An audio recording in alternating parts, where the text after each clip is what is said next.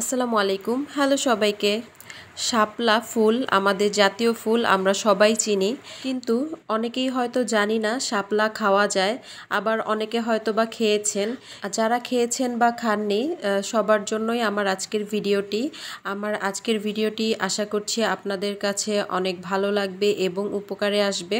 আজকে শাপলাটা আমি চিংড়ি মাছের শুটকি দিয়ে রান্না করব। এই রেসিপিটা খুবই সহজ আর খুবই মজাদার হয়ে থাকে।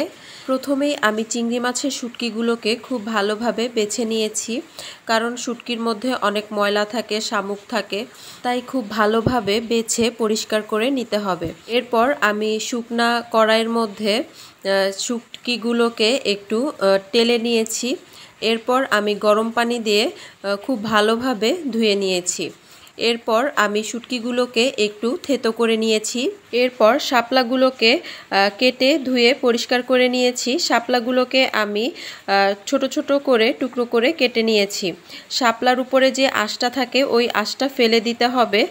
শাপলা ধোয়ার পর শাপলা থেকে পানিটা খুব ভালোভাবে ঝরিয়ে নিতে হবে।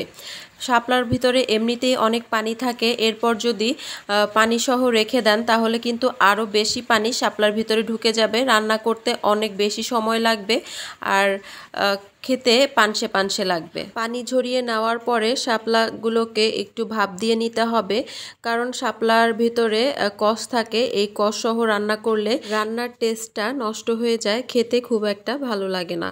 এরপর আমি কড়াইয়ের মধ্যে তেল দিয়ে দিয়েছি। এরপর এর মধ্যে দিয়ে দিয়েছি পেঁয়াজ কুচি আর রসুন কুচি। পেঁয়াজ আর রসুনটাকে হালকা একটু ভেজে নিয়েছি। এরপর আমি এর মধ্যে থেতো করা সেই শুটকিগুলো দিয়ে দিয়েছি। শুটকিগুলোকে কিছুক্ষণ ভেজে নিতে হবে। ভাজা হয়ে গেলে আমি একে একে এর মধ্যে মশলাগুলো অ্যাড করব। প্রথমে আমি এখানে দিয়ে দিলাম হলুদের গুঁড়া, শুকনা মরিচ আর ধনিয়া বাটা এখানে ব্যবহার করছি। আপনারা চাইলে গুঁড়াটাও ব্যবহার করতে পারেন, কিন্তু বাটা মশলা ব্যবহার করলে তরকারির টেস্টটা অনেক বেশি বেড়ে যায়। এরপর এর সঙ্গে অ্যাড করে দিয়েছি লবণ। এরপর সামান্য পরিমাণে পানি অ্যাড করছি। সব কিছুকে খুব ভালোভাবে নেড়েচেড়ে মিশিয়ে নিচ্ছি। এখন মশলা আর শুটকিটাকে খুব ভালোভাবে কষিয়ে নিতে হবে, যাতে মশলার কাঁচা গন্ধটা চলে যায়। এই ধরনের আরও নিত্য নতুন ইউনিক অ্যান্ড ইজি রেসিপি পেতে আমার চ্যানেলটিকে সাবস্ক্রাইব করতে ভুলবেন না। যারা কাজটি অলরেডি করে ফেলেছেন তাদেরকে অসংখ্য ধন্যবাদ। মশলা এবং শুটকি যখন খুব ভালোভাবে কষানো হয়ে যাবে, এরপর এখানে অ্যাড করে দিতে হবে আগে থেকে ভাপ দিয়ে রাখা শাপলাগুলোর পানিটা খুব ভালোভাবে ঝরিয়ে নিতে হবে।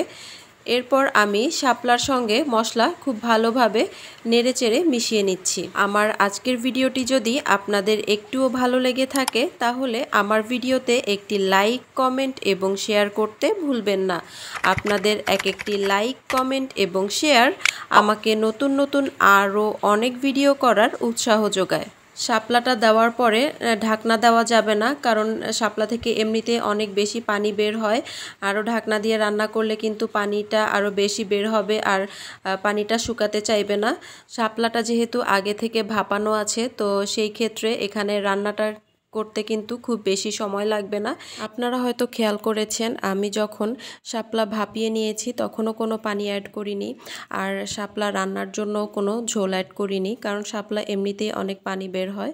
এখানে আর এক্সট্রা কোনো ঝোল বা ভাপ দেওয়ার সময় কোনো পানি ব্যবহার করার দরকার নেই। নামিয়ে নেওয়ার আগে এখানে অ্যাড করতে হবে ধনেপাতা কুচি আর মাঝখান থেকে ফালি করা কাঁচামরিচ। গরম গরম ভাত কিংবা রুটি যে কোনো কিছুর সঙ্গেই এই শাপলার তরকারিটা খুবই মজাদার হয়ে থাকে। আপনারা একবার হলেও ট্রাই করে দেখবেন।